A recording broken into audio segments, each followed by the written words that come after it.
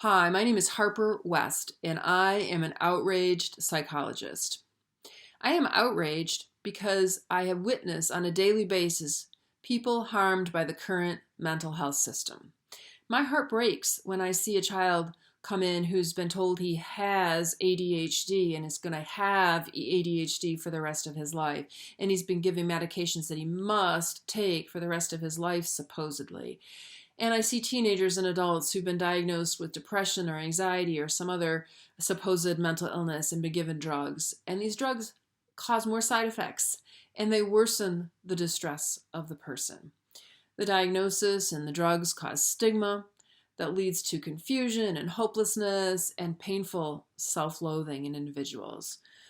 My motivation is to try to extricate people from this system and this very destructive psychiatric belief system. And I want to protect future victims from becoming ensnared in this system. I am an outraged psychologist, and I feel compelled to speak up against a very unscientific and corrupt system that is harming millions.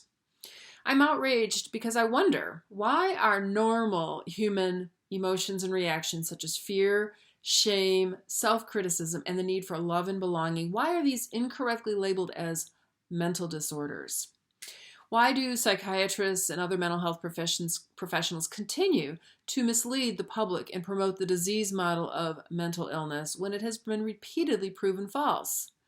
Why do psychiatrists and family doctors continue to prescribe ineffective and harmful medications to treat these supposed disorders when they're not even caused by any biological disease of the brain?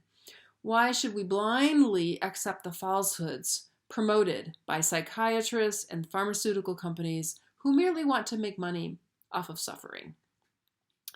My goal is outrageous, but it's essential. We must start to talk clearly and directly about how to redefine and address these mental health systems that are very corrupt and inefficient. I vow to fight against the current system that incorrectly labels and stigmatizes and over-medicates people who are merely having normal, natural emotional reactions. So how do we get here? Psychiatry has been on a wild goose chase for decades looking for a biological cause to mental disorders, supposedly, which are really merely very normal and natural reactions to emotional situations. And despite what the advertising and marketing campaigns conducted by Big Pharma would have us believe, research has failed to provide any significant evidence that there is a functional or anatomic or biochemical or even genetic cause of conditions such as ADHD or bipolar disorder. Yet the profession continues to promote the Diagnostic and Statistical Manual, or the DSM, now in its 5th edition. And even though this DSM really confuses more than it clarifies, it's really more of an impediment than an aid, and I think it harms more than it helps. The mythology that is the DSM has for decades hindered therapeutic interventions in many ways. It certainly misleads the public and professionals. It focuses on this sort of red herring biomedical cause of emotional distress, and it ignores the real causes of suffering in humans, which is environmental trauma or chronic trauma, relationship or attachment trauma, parental neglect or abuse, unhealthy relationships, and social and cultural impacts such as poverty and racism. And it especially ignores my favorite topic, which is self-acceptance and self-compassion. The DSM and the disease model also waste billions of dollars promoting ineffective and harmful drugs over effective and harmless therapy or self-help. The DSM drives clients away from seeking therapy because of the stigma attached to it. It promotes helplessness and lack of accountability for personal change, and it merely diagnoses symptoms, but it does not really address the underlying causes of emotional distress. The DSM and the disease model generally overcomplicate what are very simple, understandable concepts that underlie human behavior. So this is a problem because this belief system that the disease model has promoted has now become so ingrained in the culture that people can really diagnose themselves. In fact, with the internet, they can go online and type in bipolar disorder and get this list of, symptoms, quote unquote. And now I believe that self-diagnosis is actually a major problem. Many people come into therapy because they've taken some supposed quiz online and they've decided that they have, quote unquote, have bipolar or have ADHD, as if they've acquired a disease. Because that's how psychiatrists have portrayed these disorders, as diseases that we somehow get. We somehow have these diseases. And teenagers are especially prone to this. They seem to know all the signs and symptoms of depression, and they diagnose each other on a regular basis with the slightest change in mood. And it seems like now calling someone bipolar is sort of a new bullying phrase that people use. But of course, this is very stigmatizing and causes a lot of negative self-image from all this self-diagnosis. And again, sort of, I think, keeps people from therapy because they go, well, I've diagnosed myself. I have bipolar. Nothing I can do about it. Might as well just deal with it. So it's very frustrating. We have this mess of a mental health system because of this disease model and the DSM being promoted, actively promoted with billions of dollars in marketing and advertising by psychiatry and by the big pharmaceutical companies. And these two industries make billions and billions of dollars selling and prescribing these drugs despite well-documented harmful side effects and lack of efficacy. And Big Pharma, colluding with their paid researchers in the academic world, has spent millions of dollars convincing physicians and the American public that popping a pill will somehow fix the neurotransmitters in your brain and treat depression or schizophrenia. That is not true. This theory has never been proven true. Neurotransmitters cannot actually even be measured in the brain to determine if there is some presumed shortfall or excess, which is the whole basis of the disease model. In fact, psychoactive drugs often make mental health and functioning worse, as noted by many in the field, including Robert Whitaker, who's a health journalist.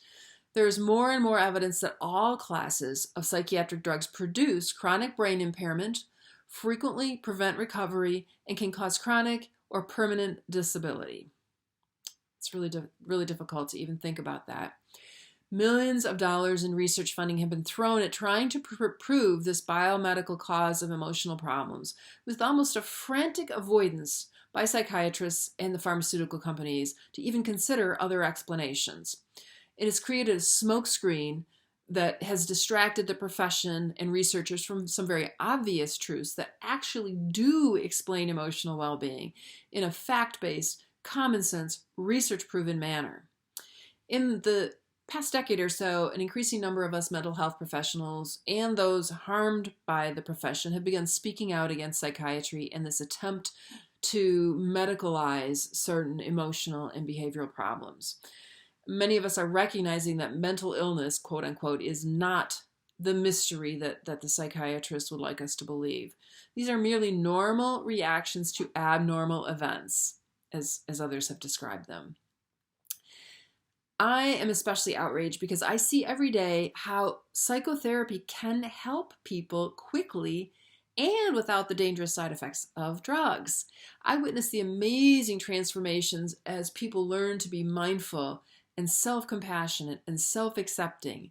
This replaces their anxiety and their fearful self-doubt, and it can lead to permanent solutions to problems like anxiety and depression and bipolar disorder and many other supposed mental disorders. And notice that word permanent. Drugs are not ever a permanent solution. They're merely a Band-Aid at best.